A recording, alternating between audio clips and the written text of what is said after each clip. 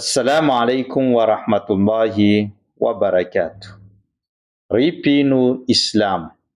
Amin'ity androany ity inshallah tsika dia aka hafatra zay napetraky ny Iblis alayhi lana lehibe nireo devoly tamin'ny mpaminany Musa alayhi salam.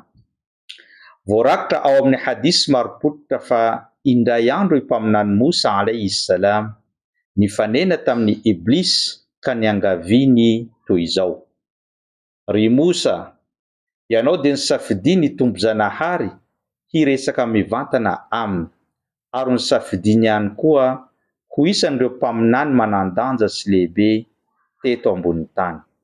Ka mba miangavy ianao aho, rehefa sendra tafaresaka amin'ny tombo-janahary ianao dia ampitao aminy fa izaho dia mangataka famelan-keloka sy ibebaka aminy tamin'ny fahotana izay nataoko ka nahavoarokahy tao amin'ny paradisa.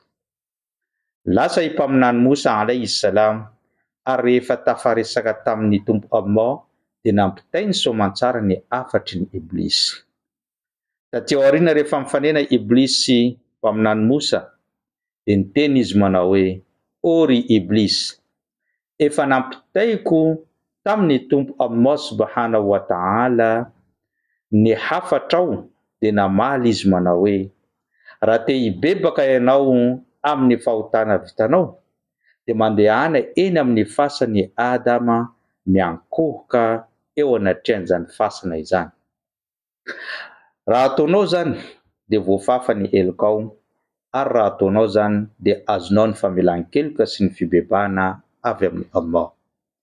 Tezitra mafy Iblis ka niteny tamin'ny mpaminany Musa manao hoe: o ry Musa, fony fahavelon'ny Adama nirahina aho hiankohoka eo anatrehany, tsy nataoko izany. Mainka fa efa maty izy ary milevona any am-pasana, moa ve zao andeha hiankohoka eo aminy.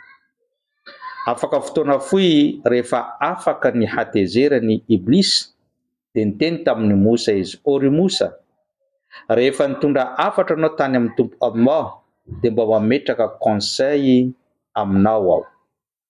Tadidio mandrakariva aho izy amin'reto fotoana anankitelo reto, fa tsy maintsy présent na ihany koa tsy maintsy eo akaikin'ny olona anankiray. Voalohany, rehefa tezitra ny olona anankiray dia tsy maintsy eo akaikiny aho ary manentana azy hanao zavatra mamoha fady, na hanimba zavatra, na hamono olona mihitsy raha tsy mahavita mitazona ny tenany. Satria miditra ao aminy aho ary mikorina tahaka ny fikorinan'ireo rà ao amin'ny vatan'olombelona ka ahafahany manao an'izany zavatra tsy voahevitra izany.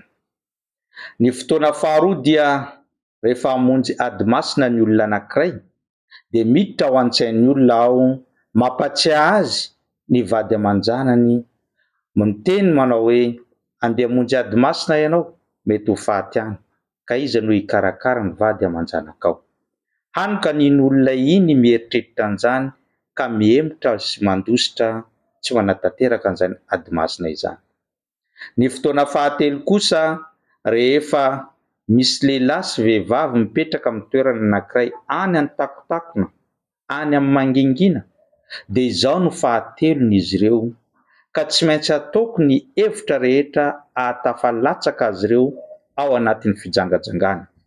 Satria izao no iraka avy amin'ny lehilahy makany an-tsain'ny vehivavy, ary iraka ny vehivavy makany an-tsain'ilay lehilahy, ka tonga izy ireo tsy maintsy tafalatsaka ao anatin'ny fijangajangana. Izay no afatra hoy Iblis alayhi lana dia lasa izy. Zany afatra izany raha jerentsika dia tsy miantefa amin'ny mpaminany Musa, fa miantefa amintsika olombelona izay miaina ankehitriny. Tadidio mandrakariva raha amin'ny fotoana anankitelo reo dia tsy maintsy présent akaikinao eo ny Iblis alayhi lana.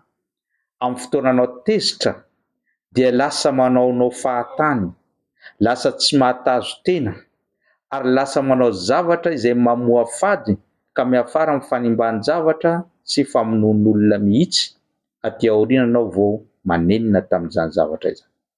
Faharoa, rehefa sendra raikitra ny ady masina dia mampatsiahy anao ny fiainana eto ambony tany izy, mba hanadinio anao ny fiainana any ankoatra.